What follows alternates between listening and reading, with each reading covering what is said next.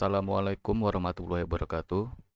Saya Muhammad Imam Alif dengan nomor induk mahasiswa 2010605020. Saya dari kelas A Prodi Teknik Informatika.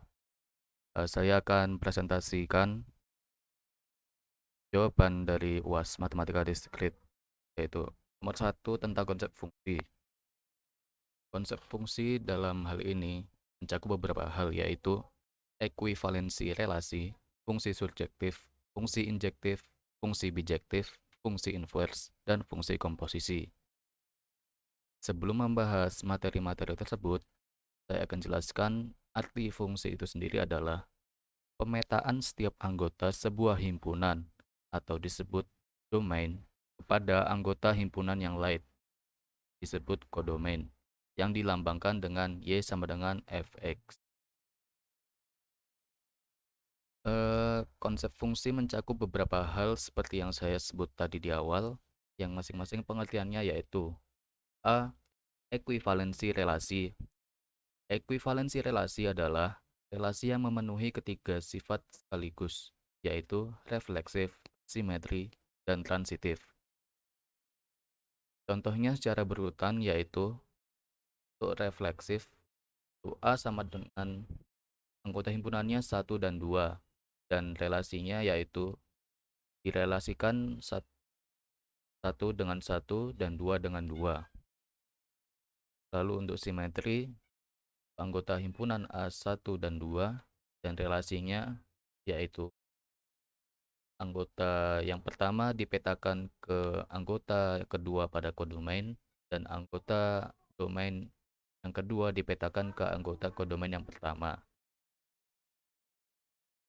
Yang terakhir transitif ya, untuk anggotanya 1 dan 2 dan relasinya yaitu setiap anggota dipetakan 1 ke 1, 1 ke 2, 2 ke 1, 2 ke 2. Oke, selanjutnya yaitu fungsi surjektif. Fungsi ini adalah fungsi yang setiap anggota himpunan di kodomain merupakan peta dari satu atau lebih elemen pada domain. Contohnya yaitu untuk anggota himpunan A adalah 1, 2, dan 3, dan anggota himpunan B adalah 4 dan 5. Maka fungsinya adalah anggota pada domain A dipetakan 1 ke 4, 2 ke 5, 3 ke 5. Oke, selanjutnya fungsi injektif. Fungsi injektif adalah fungsi yang anggota himpunan pada kodomain merupakan peta dari satu elemen pada domain. Meskipun terdapat anggota himpunan kodomain yang kan merupakan peta dari domain. Ini maksudnya jadi ada anggota pada kodomain yang tidak memiliki peta dari domain, tidak berpasangan lah ibaratnya. Oke, contohnya untuk anggota himpunan A yaitu 1 dan 2 dan B anggota himpunannya 3, 4, dan 5. Maka fungsinya yaitu anggota A dipetakan dari satu ke anggota yang ketiga dan yang kedua dipetakan ke anggota keempat. Dalam hal ini anggota ketiga dari himpunan B atau nilainya 5 tidak terpetakan terhadap anggota himpunan pada A. Selanjutnya fungsi bijektif. Fungsi bijektif adalah fungsi gabungan dari fungsi surjektif dan fungsi injektif. Setiap anggota himpunan di kodomain harus terpetakan dari anggota himpunan di domain satu-satu. Contohnya untuk anggota himpunan A yaitu 1, 2, dan 3 dan anggota himpunan B 4, 5, dan 6. Maka fungsinya yaitu 1 dipetakan ke 4, 2 ke 5, 3 ke 6. Dalam hal ini tidak ada anggota kodomain yang tidak memiliki peta dari anggota himpunan pertama. Oke, yang kelima yaitu fungsi inverse. Inverse adalah balikan dari fungsi. Fungsi inverse dilambangkan dengan lambang F-1. Contohnya yaitu jika misalkan saya memiliki fungsi bijektif F dengan dipetakan 1 ke 4, 2 ke 5, 3 ke 6, maka fungsi inversenya adalah anggotanya tinggal dibalik, yaitu Yang tadinya 1 ke 4 jadi 4 ke 1, terus 2 ke 5 jadi 5 ke 2, dari 3 ke 6 jadi 6 ke 3. Fungsi inverse hanya berlaku kepada fungsi yang dapat dibalikkan satu-satu. Jika fungsi tersebut tidak berkorespondensi satu-satu, maka fungsi tersebut tidak dapat diinverse. Contohnya, jika saya memiliki fungsi fx sama dengan x kuadrat plus 1, ini tidak dapat diinverse karena dua anggota himpunan domain yang berbeda, contoh saja 2 dan min 2, bisa dipetakan terhadap anggota himpunan kodomain yang sama. Seperti kita tahu, 2 kuadrat itu 4 dan min 2 kuadrat itu 4. Jadi hasilnya sama-sama 5. Sedangkan fungsi tersebut kalau di inverse maka akan berbalik dan fungsi hanya anggota domain fungsi hanya bisa dipetakan satu-satu. Tidak boleh memiliki dua peta terhadap kodomain. Oke, selanjutnya fungsi komposisi. Fungsi komposisi dapat dimisalkan dengan G adalah fungsi dari himpunan A ke himpunan B, dan F adalah fungsi dari himpunan B ke himpunan C. Komposisi F dan G dinotasikan dengan FOG, F bundaran G, yang mana adalah fungsi dari A ke C yang dilambangkan dengan F bundaran G, A, dan FGA. Ya, seperti pada lembar jawaban saya, itu saya berikan fungsi G, misalnya 1U, 2U, 3V, yang memetakan A, himpunan 1, 2, dan 3, ke B, himpunannya U, P, W.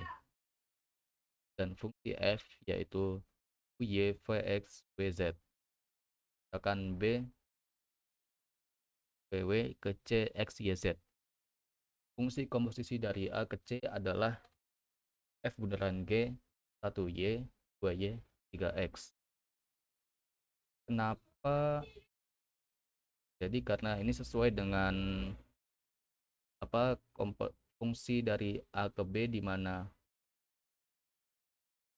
1U, 2U, 3V, di mana anggota pertama dari domain dipetakan ke anggota pertama dari kodomain, anggota kedua dari domain dipetakan ke pertama dari kodomain, dan anggota ketiga dari domain dipetakan ke ketiga pada kodomain.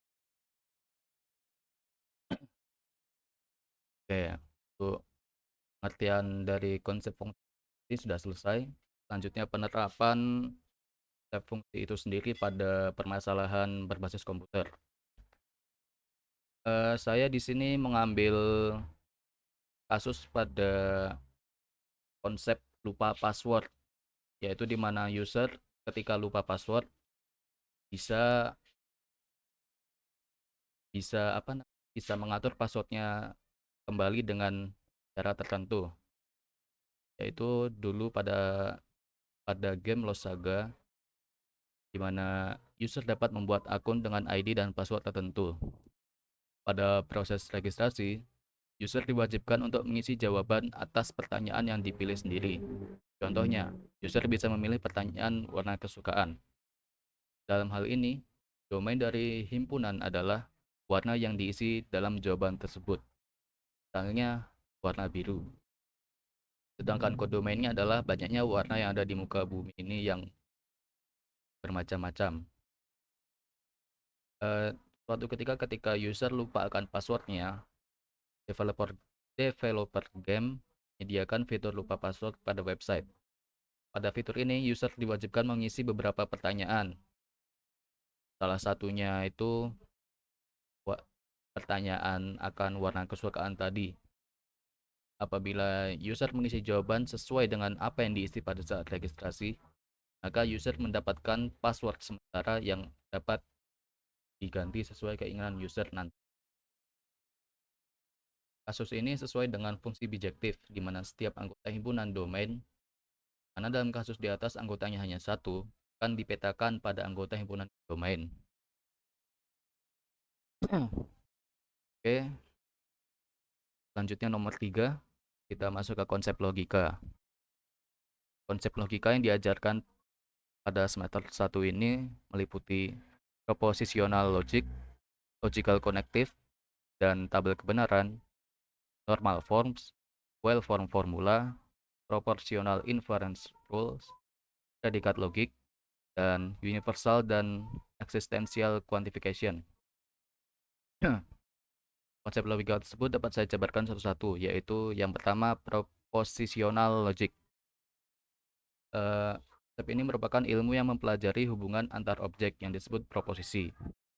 Proposisi tersebut merupakan statement yang bernilai benar atau salah dan dinotasikan dalam huruf seperti A, B, C, D, dan seterusnya. Nilai dari proposisi disebut nilai kebenaran yang dinotasikan dengan angka 1 jika benar dan angka 0 jika salah. Setiap proposisi harus bernilai pasti, baik benar atau salah. Contoh kalimatnya yaitu hari ini adalah hari Minggu. Jika berkaca pada saat saya presentasi, yaitu hari Minggu, maka proposisi ini bernilai benar. Jika proposisi ini dibaca pada hari-hari yang berbeda, maka proposisi ini bernilai salah. Tidak memungkinkan proposisi ini bernilai di antaranya, alias bernilai dua nilai, pasti bernilai 1 atau 0. Oke, selanjutnya konsep logical connective. Konsep ini merupakan penghubung yang menggabungkan dua atau lebih proposisi. Nilai dari penggabungan proposisi tersebut dapat dilihat dengan mudah dalam tabel kebenaran. Dalam materi ini diketahui 6 logical connective, yaitu yang pertama negasi, dilambangkan dengan lambang seperti huruf D yang dirotasi atau dengan lambang seru. Jika suatu proposisi dinyatakan bernilai benar alias 1, maka negasinya bernilai salah atau 0. Itu pun sebaliknya. Contohnya dalam kalimat berikut ini yaitu Jakarta adalah ibu kota dari negara Indonesia. Negasi dari proposisi tersebut adalah Jakarta bukan ibu kota dari negara Indonesia. Untuk tabel kebenarannya bisa dilihat seperti pada gambar ini. Bukan gambar, tabel. Lalu untuk selanjutnya yaitu logical N, dilambangkan seperti huruf P terbalik. Nilai dari logical N akan bernilai benar jika semua nilai dari proposisi bernilai benar. Contohnya dalam kalimat hasil dari 3 tambah 6 adalah 9 dan 9 merupakan bilangan ganjil. Kedua proposisi tersebut bernilai benar dan nilainya benar. Untuk tabel kebenarannya bisa dilihat pada layar. Nilai dari kedua proposisi hanya akan bernilai benar jika nilai kedua proposisi tersebut benar. Jika terdapat ada nilai yang salah, maka nilainya akan salah. Oke, selanjutnya untuk logical OR dilambangkan dengan huruf V. Nilai dari logical OR akan bernilai benar jika salah satu atau semua nilai dari proposisi bernilai benar. Contohnya dalam kalimat Ir Haji Joko Widodo adalah Presiden ke-7 Indonesia, atau Indonesia adalah nama sebuah kota. Nilai dari proposisi tersebut adalah benar karena salah satu dari proposisi bernilai benar, yaitu yang Joko Widodo adalah Presiden ke-7, meskipun yang proposisi selanjutnya nilai salah, tapi karena ini adalah logical OR, maka nilainya adalah benar. Seperti bisa dilihat pada tabel kebenaran ini.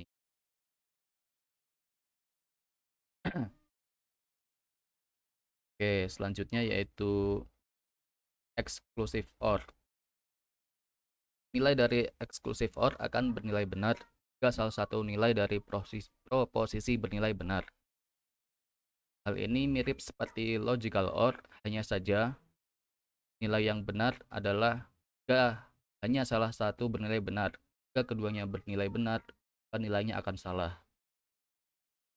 Oke, selanjutnya yaitu implikasi. Lambangnya seperti ini, yaitu implikasi adalah jika terdapat proposisi berupa P dan Q, maka implikasi dari P implikasi Q adalah nilai hanya akan bernilai salah jika proposisi P benar tetapi proposisi Q salah. Contohnya dalam kalimat, jika hasil penjumlahan dua bilangan genap adalah bilangan genap, maka hasil dari 2 tambah 4 sama dengan 5. Proposisi pertama bernilai benar karena jika bilangan genap ditambahkan dengan bilangan genap juga, maka hasilnya tentu akan tetap bilangan genap. Sedangkan proposisi yang kedua salah karena 2 tambah 4 itu sama dengan 6. Jadi nilai dari proposisi tersebut di atas adalah salah. Terlihat pada tabel kebenaran.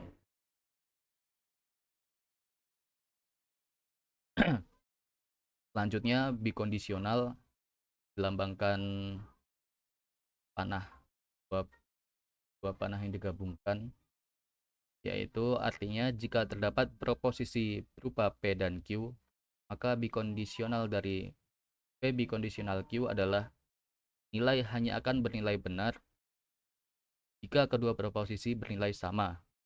Contohnya dalam kalimat 1 tambah 1 sama dengan 2 jika 2 adalah bilangan genap. Proposisi di atas keduanya bernilai sama, yaitu bernilai benar, sehingga nilai dari keduanya adalah benar. Seperti terlihat pada tabel kebenaran ini, bisa dilihat nilai yang sama maka nilainya benar.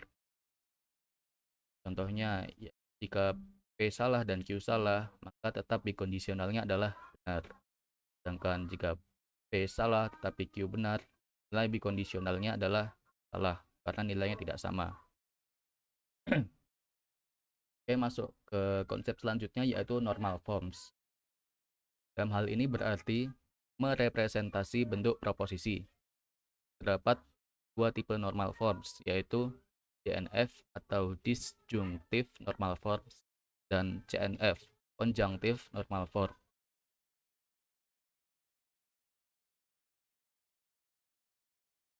Oke, DNF contohnya seperti pada layar. Ini bentuknya. Dan DNF contohnya seperti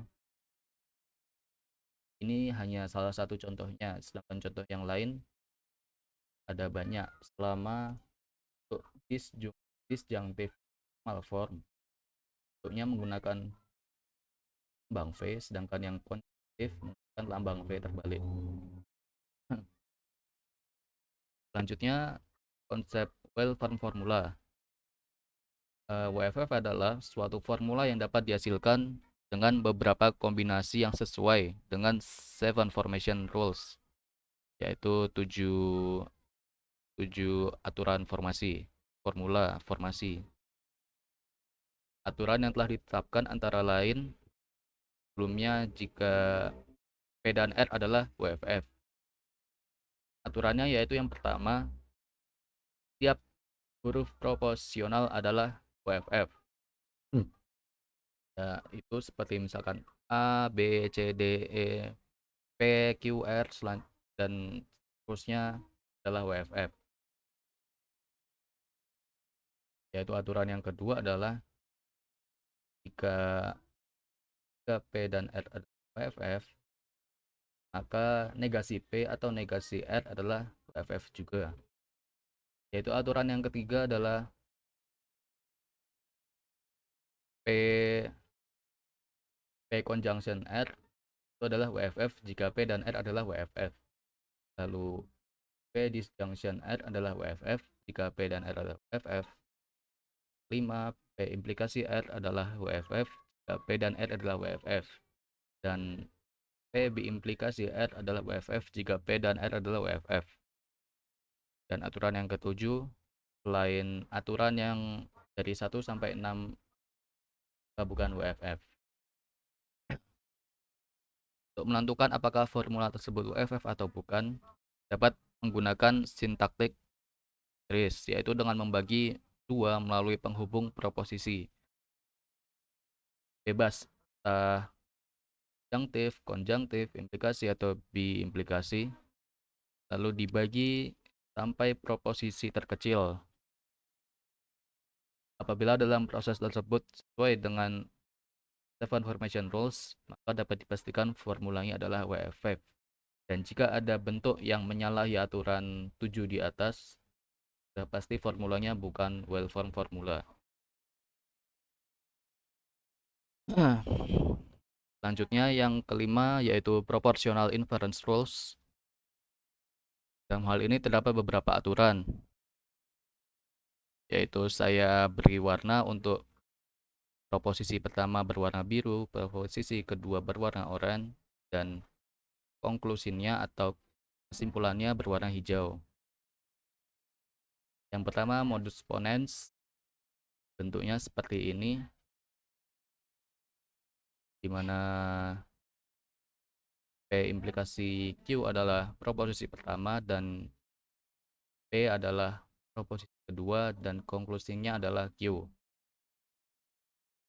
Lalu modus tollens bentuknya seperti ini, di mana negasi Q adalah proposisi pertama, lalu P implikasi Q adalah proposisi kedua, dan negasi P yaitu kesimpulannya atau konklusinya. Yang ketiga, hypothetical syllogism, di mana sesuai pada gambar, yang ini proposisi pertama, lalu proposisi kedua, dan ini konklusinya. Yang keempat, disjunctive syllogism, yaitu proposisi pertamanya yang ini, yang proposisi keduanya yang ini, dan proposisi ketiganya yang konklusinya yang ini.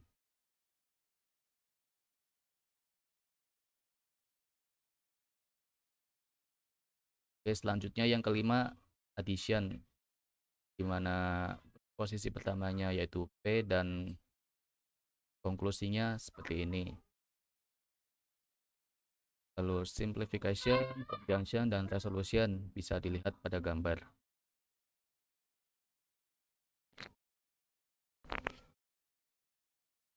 Oke, lanjut ke konsep keenam yaitu predikat logik, yaitu adalah perluasan dari logika proposisi, di mana objek yang dibicarakan dapat berupa anggota kelompok yang membedakan subjek dan predikat dalam sebuah kalimat. Contoh, jika PX menotasikan pernyataan X lebih dari 3, lalu pertanyaan adalah, apa nilai kebenaran dari nilai untuk X sama dengan 4 dan X sama dengan 2? Hal ini dapat dipahami bahwa X sebagai subjek dan lebih dari 3 sebagai predikat. Untuk nilai X sama dengan 4, nilai kebenarannya adalah 1, karena memang benar angka 4 lebih dari 3. Sedangkan untuk X sama dengan 2, nilai kebenarannya adalah 0, karena salah untuk 2 lebih dari 3, karena 2 itu kurang dari 3. Oke, selanjutnya konsep terakhir yaitu universal dan existential quantification, yaitu merupakan notasi yang memungkinkan kita untuk mengkuantifikasi atau menghitung seberapa banyak objek di semesta pembicaraan yang memenuhi suatu predikat. Dalam hal ini dikenal notasi seperti huruf A terbalik, itu berarti for all, yaitu semua, untuk universal quantifier, dan notasi huruf E terbalik yang berarti exist, yaitu artinya terdapat, untuk existential quantifier. Contoh, universal quantification. Misal universe of discourse X adalah semua tempat parkir di Fakultas Saintek UIN, dan misal PX adalah predikat X sudah ditempati, maka universal quantification-nya adalah untuk semua PX adalah proposisi semua tempat parkir di PST UIN sudah ditempati.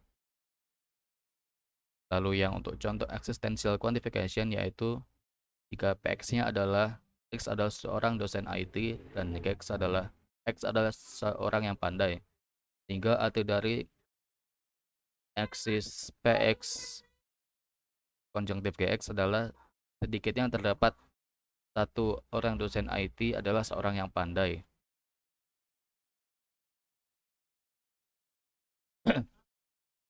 Selanjutnya nomor 4 masuk ke penerapan konsep logika.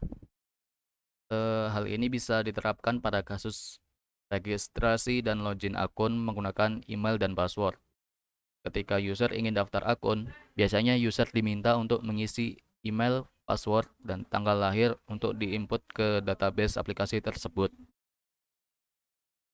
Dalam hal ini terdapat beberapa konsep logika, yaitu logical and dan implikasi.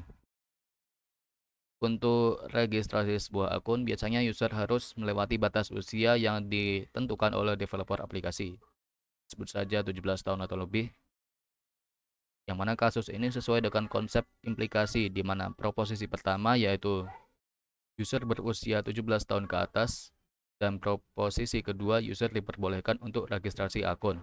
Sehingga kalimatnya adalah, jika user berusia 17 tahun ke atas, maka user diperbolehkan untuk registrasi akun. Selanjutnya, ketika user telah berhasil meregistrasi akun dan ingin melakukan login, kasus ini sesuai dengan konsep logical and dan implikasi, yaitu proposisi pertama adalah email sesuai dengan email yang didaftarkan, lalu proposisi kedua adalah password sesuai dengan password yang tertera pada database, dan proposisi ketiga user bisa melakukan login. Jika disatukan dalam compound proposisi, maka kalimatnya adalah, jika email sesuai dengan email yang didaftarkan dan password sesuai dengan password yang tertera pada database, maka user bisa melakukan login. Apabila salah satu di antara proposisi dan proposisi kedua bernilai salah, maka kita tidak bisa login karena sesuai dengan konsep logical and nilai nilai hanya akan benar jika nilai dari kedua proposisi bernilai benar. Oke, sekian dari saya. Terima kasih. Assalamualaikum warahmatullahi wabarakatuh.